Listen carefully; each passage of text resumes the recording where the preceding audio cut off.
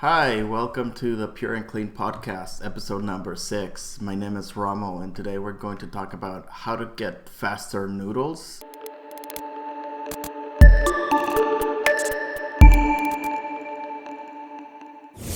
Hey everybody, Ramo here. You want your noodles and you want them now. How can you get them faster? This episode will focus on service operations in Star Citizen. In thinking about service operations, we are going to be thinking about Big Benny's Noodles and how Big Benny's Noodles might serve customers if it owned a restaurant and wasn't just everyone's favorite port from Port Olisar. But please remember that this episode and the concepts in this episode apply to any organization that offers a service to customers in which a line could form. Okay, so service operations. When we think about Big Benny's Noodles restaurant service, you can think of the customers as the input to the service process and the food as the output of the process. Some of these customers may get their noodles immediately because Ben was ready to serve them, but some customers will have to wait in the drive-thru and will be put in a queue. Some businesses may have an unlimited buffer, but in the case of Big Benny's, we have limited space for our customers in the restaurant. And this is not just in Star Citizen, not just like a physical space, that you run at a room in a virtual room, but also because game mechanics like the instancing system or the server system do not allow it. So since there is a limited space for your service, some customers will just get blocked from getting the noodles. If you are lucky enough to join the line, you may get tired of waiting for your damn noodles and leave the line. These are called abandoned customers. In business, you want to prevent customers from being abandoned or blocked. So, what kind of metrics do you want to know for service operations? Most organizations will care about sales and will care about cost. So for sales, you want to know what your throughput rate is, that is, how many customers can get the damn noodles per hour, and what your abandonment rate is. And for the cost, you want to know what your utilization cost is. Capacity for a process is usually fixed, so how well are you using this capacity? And you can also look at customer service metrics. On average, how long is a customer waiting before they get their damn noodles? As an example, an interesting statistic from the fast food industry is that a 7-second improvement in waiting time on the drive-thru amounts to a 1% increase in market share. 1% increase in market share is huge, right? So think about that and how you can compete against other Star Citizen organizations just on the customer service level.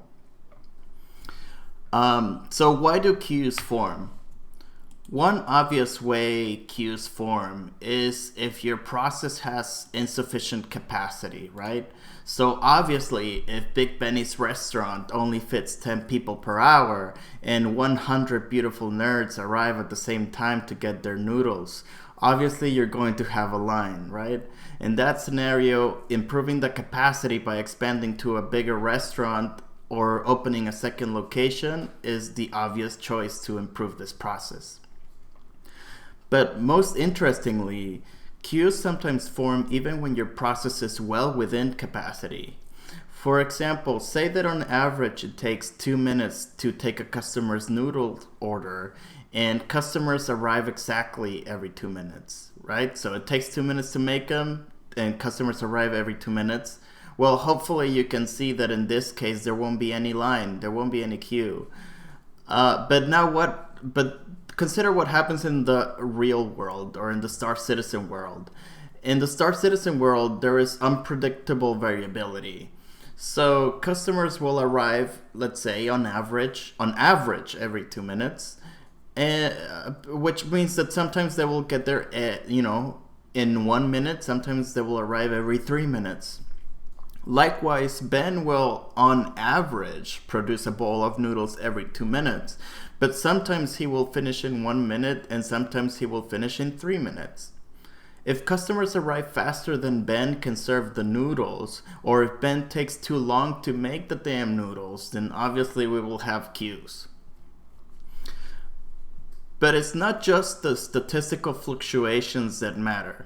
Say Ben takes only 1 minute on average to make the noodles, but customers still arrive on average every 2 minutes. Now Ben is he's only being used at 50% capacity, right?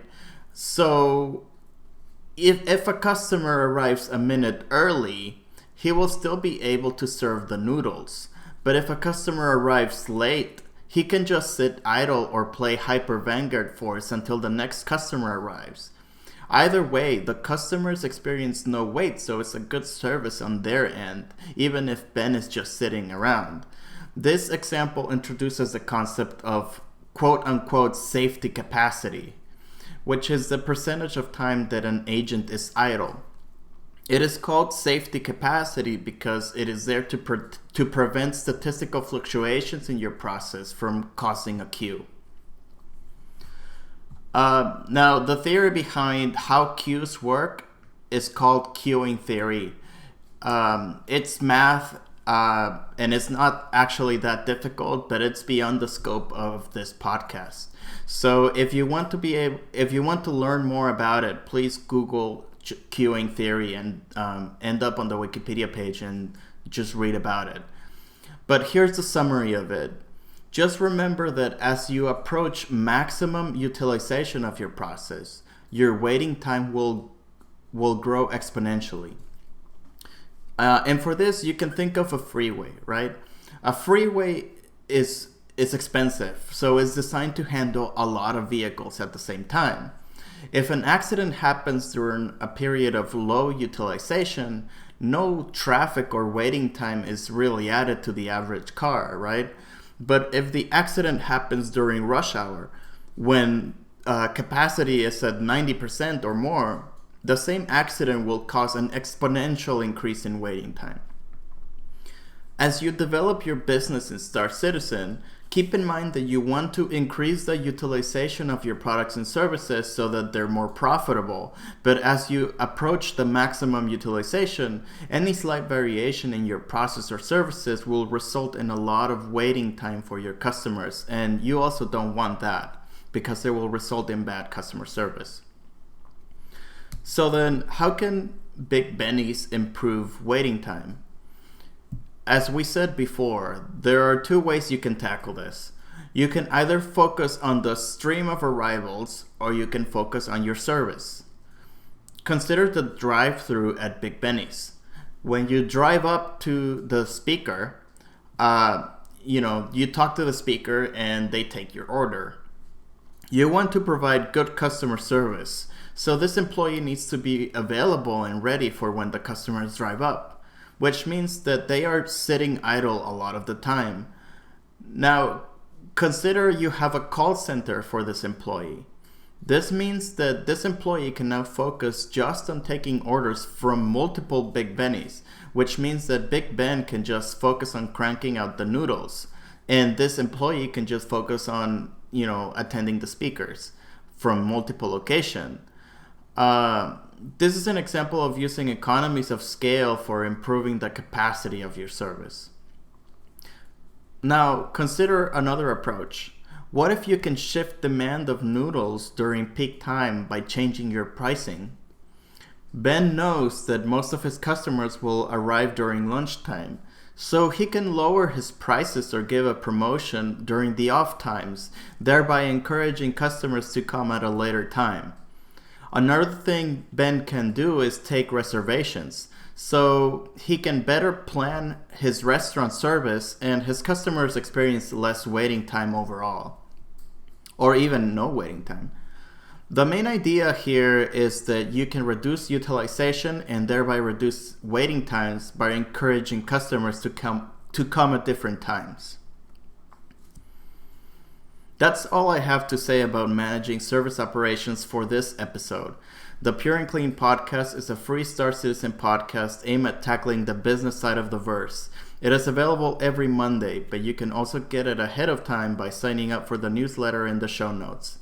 Don't forget to like, comment, and subscribe. And last but not least, if you are looking for a business-oriented organization, please do check us out at pur'n'kleen.com.